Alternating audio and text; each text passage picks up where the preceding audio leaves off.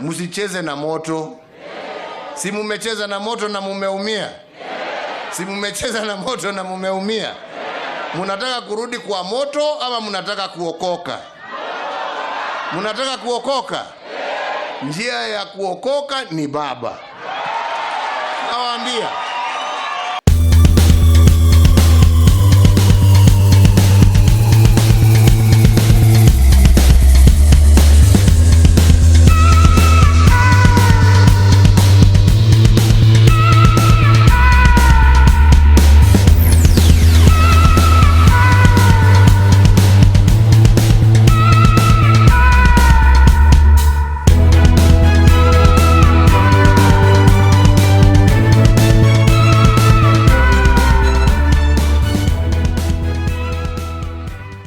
Welcome back to Havana Media. My name is Boniface Owino, and as usual, I'm going to be your host for today.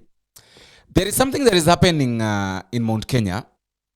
I really don't know whether it's something that they've planned to do, or is just something or they've just realized that they've made a lot of mistakes, and therefore, right now they feel like they're out of power.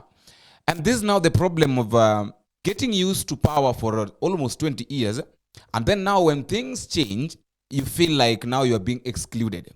I'm saying this because, you know, the Mount Kenya region were used to power for 20 years. We started with Jomo Kenyatta. After Jomo Kenyatta, we went to, let's talk about Jomo Kenyatta, and then after Jomo Kenyatta, and then after Jomo Kenyatta, we went to Uhuru Muigai Kenyatta. And then after Uhuru Muigai Kenyatta, you know, right now things have turned. And we are not speaking about we're not speaking about the president that comes from Mount Kenya. Right now, the president is coming from Rift Valley. So that one I think is bring a lot of, because you know they were used to that issue of when they raise a issue, the issues are being responded to very fast. And now, when there was a handshake between Raila Odinga together with the Uhuru Kenyatta, the people of Mount Kenya did not talk much. Why? Because at the end of the day, Uhuru Kenyatta was the president. So in either way, they would benefit. Now, right now, I don't know whether we can call it, but now let us just call it a handshake. Right now, Raila Odinga decided to talk with William Ruto. Something that is making the people of the mountain, most of the leaders, to be furious. And I remember just the other day, somebody like Waiguru'S, when Gachagua was talking about the unity of the mountain, Waiguru'S was against that. And she kept on abusing Gachagua that it is not time to talk about the unity of the mountain, because at the end of the day, we come to realize that the Mount Kenya mountains are united.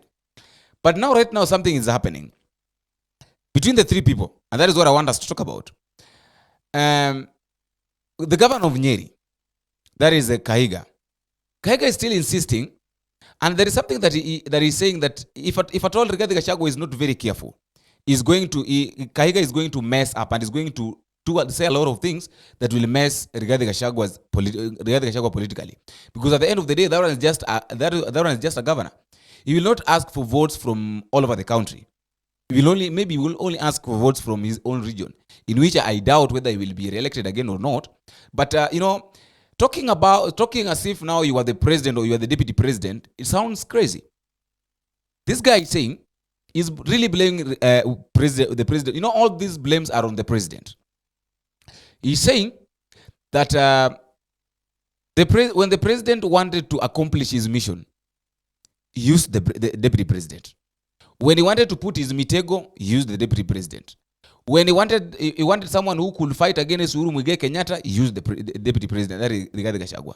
And then at the end of the day, he's coming to call Rigathi Gachagua primitive. I want us to listen to this guy.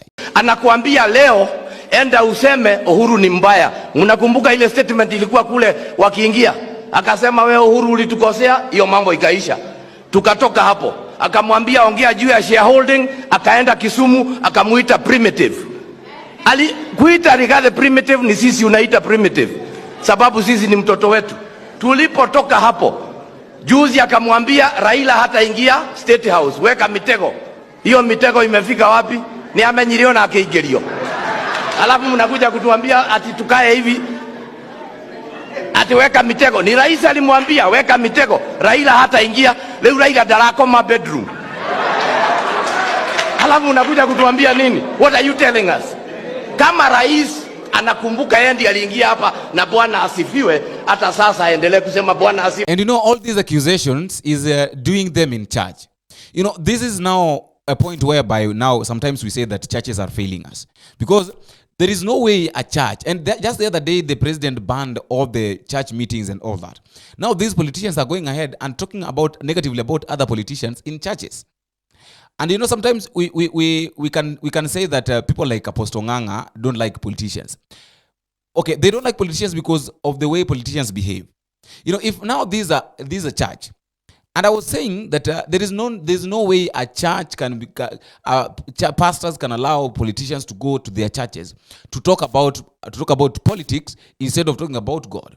And you know, it is a point. It is a point whereby now pastors and church leaders, church elders, give politicians more time to talk about politics more than time to talk about salvation.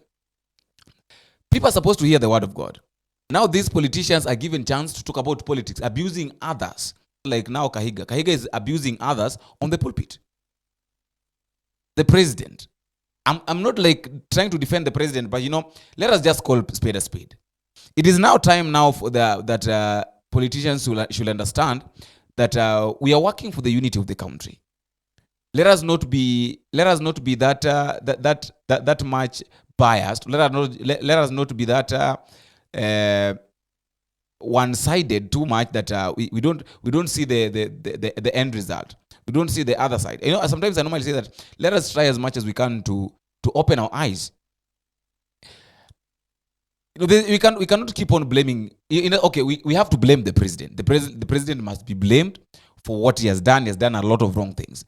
But we cannot keep on blaming the president every now and then. We blame the president until up to a point that now we forget that we are also wrong here. Like now Mutahi Kahiga is wrong. He has gone beyond borders. Calling all sorts of names at the pulpit, that is the worst thing. Yesterday, Rigathi Gachagua said that is okay and is very satisfied with the nomination of the CSS. Why? Because his region, at least all the regions or the people of the mountain have found at least in every place they have got 6 CSS. So he's okay. Because at the end after all, the president granted him his wish, and then he goes ahead and say that he doesn't care with the outcome. He's ready for the outcome, and he goes ahead and says that you know, sometimes when we talk about, or when we were talking about Rigathi Gachagua somehow being tribalist, people thought that maybe the media is against Rigathi Gachagua, but now he's confirming here by saying that I have a weakness for loving my people from Mount Kenya region. If you have a problem, please forgive me. I am guilty as charged and have no defense. This does not mean I have a problem with other Kenyans. The rest of Kenya are also our friends, but I love my people with whom we talk the same language and understand each other. That is Rigathi Gachagua. Rigathi Gachagua is saying that he loves his people in whom they talk the same language and they understand each other. So it means that if Rigathi Gachagua right now goes to Western, they will not understand each other with the Western region. Why? Because they don't speak the same language.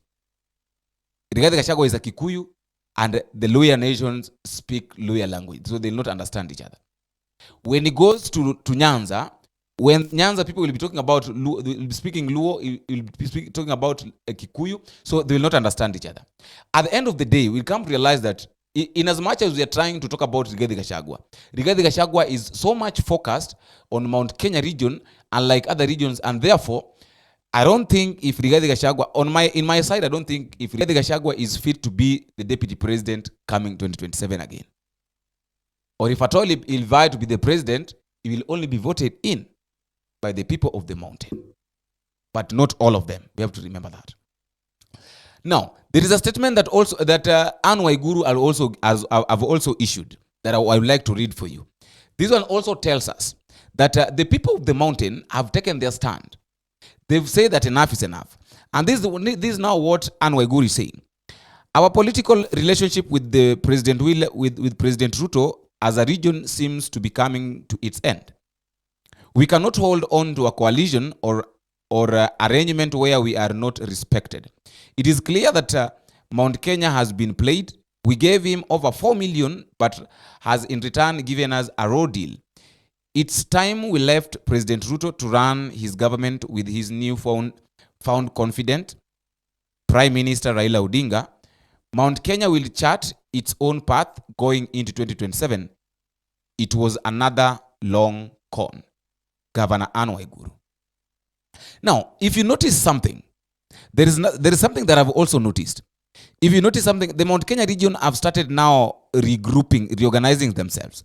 And I said this thing long time ago, that if the people of the mountain will not reorganize themselves, then kitakuja kuwaramba. Just the same way, just the same way, Moses Kuria was saying that kuna watu wengine wataacho kwa mataa. Right now, they've started realizing that wanaacho kwa mataa. Why? If immediately after the president announced after announcing the nomination of the CSS, 4 CSS that comes from ODM, two of them coming from Nyanza, and then 1 coming from Western and 1 coming from Coastal region. That is the point that the Mount Kenya leaders started now threatening to leave Azimio la Umoja, and I think Anak Kenya already moved from Azimio la Umoja. They issued their letter, and now I think they are out. They issued the letter on 25th. That is last week. Today, PNU also have said that ODM should state their stand, whether they are in Azimio or not. Because if they don't do that, then PNU will leave Azimio la Umoja. Alhamisi ijayo tutakuwa na kikao cha NEC ya chama cha PNU, ambapo tutaamua msimamo wetu kama chama kuhusu uhusiano wetu na muungano wa Azimio. Kwa sababu gani? Kwa sababu ile chama cha ODM ambayo ilikuwa chama kwa hii muungano wamejiunga na serikali, na kama wamejiunga na serikali hawawezi kuwa kwa serikali na pia wawe kwa upinzani. Kwa hivyo kama Azimio imekuwa sehemu moja ya serikali, sisi ambao tunataka kukaa upinzani lazima tujitenge, ndio tuweze kuendelea kutetea wananchi wa Kenya. Kwa sababu nchi ya Kenya iko na mashinda mengi sana ambayo yameletwa na serikali iliyoko. Kwa hivyo sisi, uamuzi wetu, nasitaki kuamua mimi peke yangu, ndio nahusisha wenye chama. Alhamisi njao tuketi tuweze kuamua msimamo ni msimamo gani. Jeremiah Kioni said that he stands with Azimio la Umoja. That is the only person that I sense that still understands what he does. Because other people are just doing it because, at the end of the day, we'll come realize that Raila Odinga is not going to be in Kenyan politics. So it is upon now these leaders to either break the coalition or make it. But now this issue of Rigathi Gachagua sending his spokesman to talk a lot, there's no point of talking too much instead of doing what you're supposed to do. Governor Kahiga should work for the people of Nyeri. Let him not talk about, because after all, he was not there when these guys were getting into an agreement. When Rigathi Gachagua together with William Ruto were getting into an agreement of you do me this, I'll do this. They were not there. In fact, we don't even know whether they were in agreement that we will work past 2027. Because at the end of the day, even the president himself is not even sure whether he will be re-elected or not. So let us stop. What I can say is that let us stop this blame. Let these politicians stop this blame of this one have done that, this one have done that, so we cannot do this because of that. People like Waiguru'S now coming up and saying that we cannot do this because the president has done that. That is all I had for today. I don't know what to think. I also like to know your thought in the comment section. But just a reminder, if you're watching for the first time, please don't forget to click the subscribe button. You can also like and share, drop me a comment and tell me where you're watching us from and how these videos are reaching you. As I normally say, that feedback is normally the key thing in any form of communication. I not fail to appreciate those who have been giving us support. People like Helmet254, people like Okwiri, people like Billion. I really appreciate what you're doing for us. Thank you very much. May God bless you. Asante sana. Until we meet again, if it is possible, I've been your host, Boniface Owino. Bye bye.